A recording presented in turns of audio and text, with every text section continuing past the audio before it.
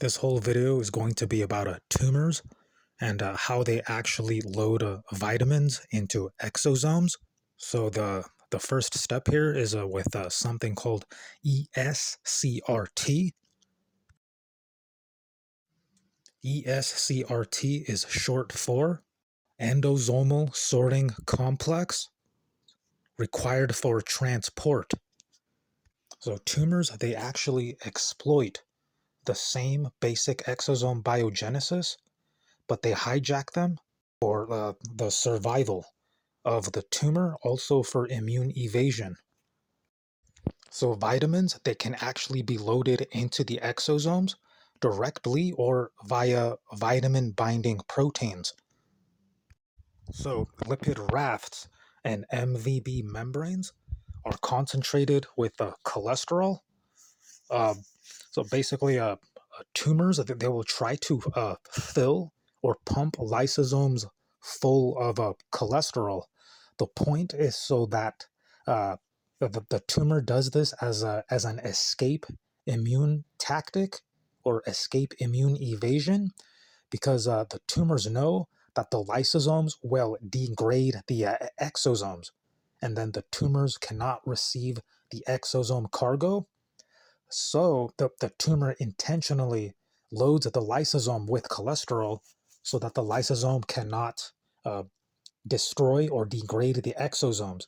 Because if the lysosomes are packed with cholesterol, then the lysosomes can't degrade exosomes, or the lysosome will be dysfunctional.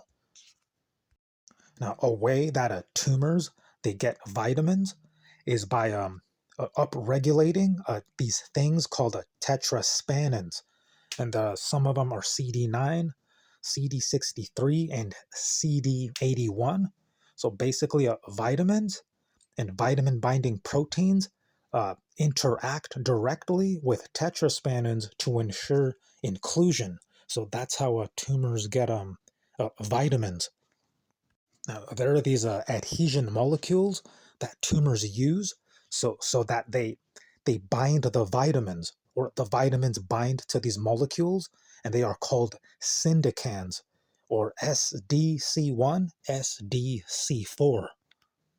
Okay, so the three easy steps are: tumors express adhesion molecules such as Syndecans or integrins. These recruit vitamin binding proteins to the MVB. Then, after that, uh, the cargo itself, such as the vitamins, are bridged via or by the ESCRT or the tetraspanins. Then, the ILVs bud into the MVB. The MVB itself is carrying the exosomes. So in the exosomes, the vitamins are loaded up, and then the exosomes are loaded onto the MVB, and then the MVB fuses to the plasma membrane, and that's how the tumors get the vitamins, including water-soluble vitamins. So tumors, they don't just randomly load vitamins, they have to use the adhesion molecules as anchors and tetraspanins as the machinery and the sorting engine.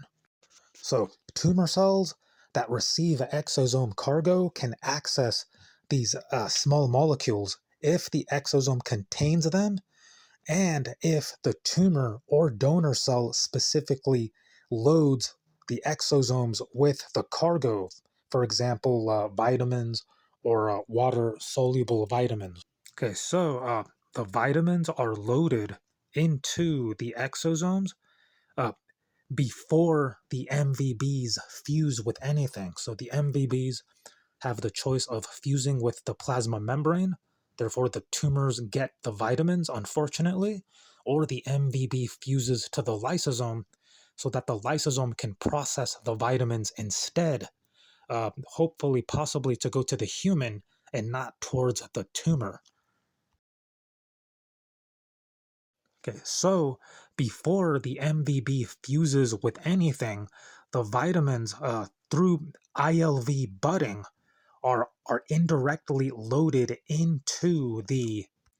But for example, fat-soluble vitamins may associate with lipid rafts, which then bud into ILVs. So ILVs are the actual vesicles, and the MVB sacs. So the MVB has sacs within sacs, and then in those sacs, the vesicles, which are the ILVs, are what hold on to the vitamins or load or tie the vitamins into the sacs. So that happens before the the exosome fuses with the plasma membrane or the lysosome. Okay, so tumors, they only see vitamins if the MVB exocytoses the exosome instead of going to lysosomes. Now, MVB exocytosing is a whole another rabbit hole that I'll have to cover in a different video.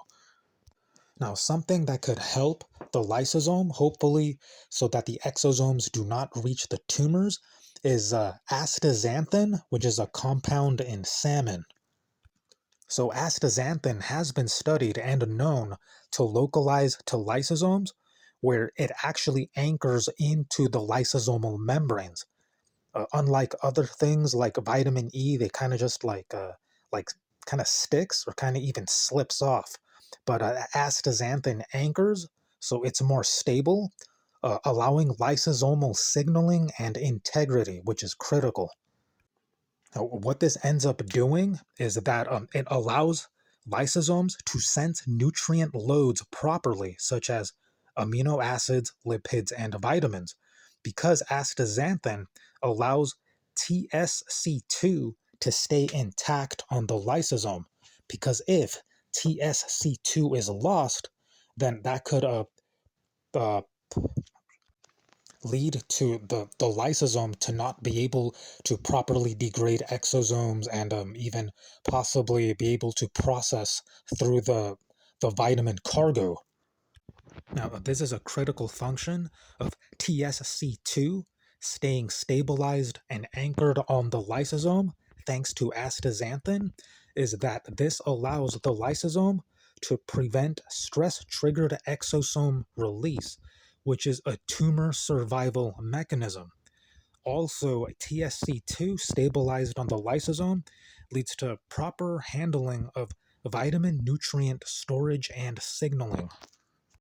Okay, so this is something else that TSC2 intact or anchored on the lysosome is that it prevents tumors from exploiting lysosomes to store excess cholesterol or offload toxic metabolites via exosomes.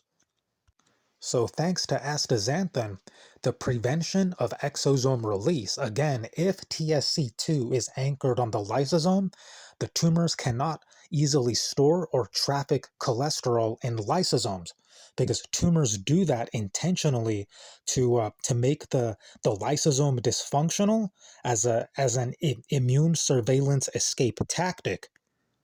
So with TSC2 on the lysosome membrane, this destabilizes tumor lipid homeostasis, making the tumors more vulnerable, which is a good thing. Now, it's critical for astaxanthin to do this because if tumors are to receive exosomes, then the tumors will be able to create a lot of havoc. They can weaken immune cells, destabilize the immune system. As mentioned earlier, loading cholesterol into lysosomes. If that happens, lysosomes can't degrade the exosomes, and then the tumors will receive the exosomes. So one way tumors load lysosomes with cholesterol is by upregulating LDL receptor SRB1 for massive LDL internalization. LDL is basically like a form of cholesterol. Now, what tumors do so that the cholesterol cannot exit the lysosome and then cholesterol accumulates in the lysosome limiting membrane is that tumors, they disable NPC1 and NPC2 trafficking. So that's it for the video. Like, comment, share, subscribe, and I'll see you in the next video.